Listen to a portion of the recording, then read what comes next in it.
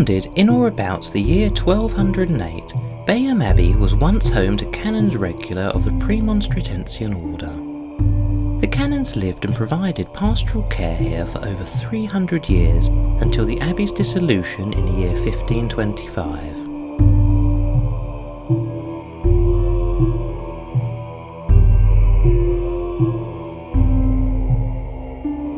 The Premonstratensian order was founded in Premontre by St. Norbert of Xanten in the year 1121 and followed the rule of St. Augustine. The Premonstratensians were, and are still, not monks but canons, the difference being that monks are not ordained priests, whereas canons are. By the 6th century, the majority of monks followed the rule of St. Benedict. They closed themselves off from the secular world around them to live an ascetic spiritual life. St. Norbert, however, chose instead to follow the older rule of St. Augustine, which, as opposed to the rule of St. Benedict, served the local secular congregation through preaching, teaching, acts of charity and serving in some cases as parish priests. Distinct from the rule of St. Benedict, the Premonstratensians wore white habits and became commonly known in England as white canons.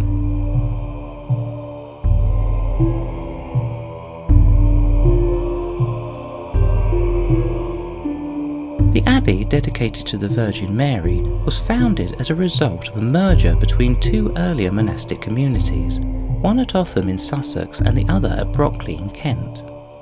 The land on which the abbey was built was donated to the order by Robert de Thurnham, a crusader with King Richard and later seneschal of Poitou and Gascony under King John of England. The funding of the buildings proper, though, came from Richard de Clare, 3rd Earl of Hertford, and Ella de Sackville, the daughter of the first abbot of Bayham, Ralph de Dean. And although de Sackville and the Earl of Hertford gave the majority of the money to build the abbey, the vast expense of maintaining the buildings and the canons themselves required additional funding.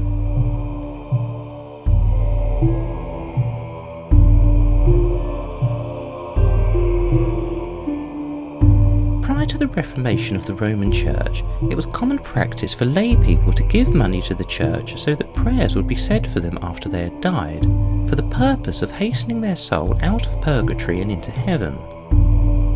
One noted donor to Bayham Abbey was Sybil de Icklesham, a relative of the abbey's first abbot, Ralph de Dean. Another noted benefactor to Bayham was Simon de Payne, who in the year 1290, over 80 years after the abbey's founding, gave the canons 2/3 of a square kilometre of land in exchange for produce and goods made by the canons. In addition to this, Simon de Payne also negotiated with the abbot for his son, Henry, described as a crippled clerk, to be employed at the abbey in a lay capacity as far as his health allowed. On the face of it, it appears that this deal favoured the de Paynes. However, without continual patronage by wealthy and influential individuals and families, the abbey would be unable to function. But by securing connections to benefactors, the abbey's financial well-being was secured.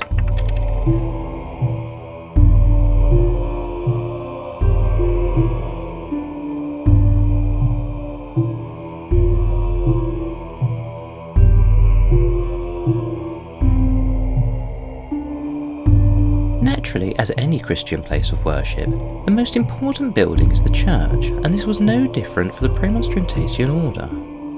Like other religious orders of the Roman Church, the canons at Bayham observed the canonical hours. The canonical hours were, and still are, observed times of day for prayer. For the canons of Bayham in the 13th century, these times were as follows: Lauds at dawn, prime at the first hour of daylight, terce at the 3rd hour of daylight, equating to around 9 AM by modern count, sext at the 6th hour, that's noon, nones at the 9th hour, 3 PM, vespers at sunset, compline before going to sleep around 7 PM, and matins between 3 AM and dawn. Additionally, there was vigil that together with matins made the night offices. However, vigil was more usually observed only on evenings preceding Sunday worship and/or feast days.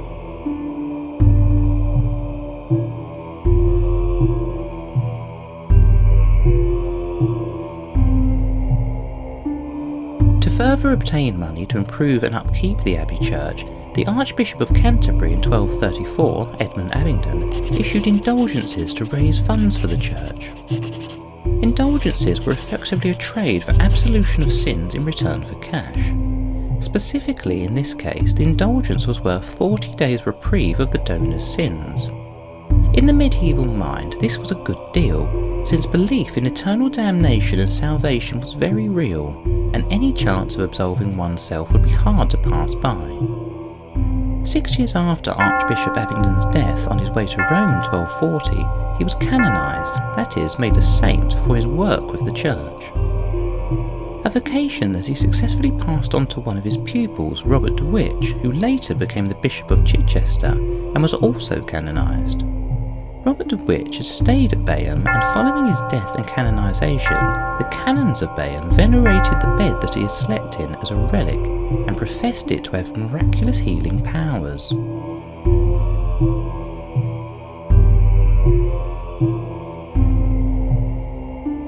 Despite Bayham's association with saints and previously having wealthy benefactors, it was clear that when the abbey was inspected by the abbot of Premonstra's Visitor General, Bishop Richard Redman, in 1472, the Bayham Abbey was in financial difficulty. Bishop Redman reported to the abbot in Premontre that some of the buildings were in a ruined state and the canons were lax in their observation of the liturgies. Further, Bishop Redman also reported that the canons were poorly supplied with cereals and other necessities. But not to be deterred by this damning review of their abbey, the canons made improvements to the buildings, and by the year 1500 the abbot of Bayham was lauded by Bishop Redman for his management of the abbey.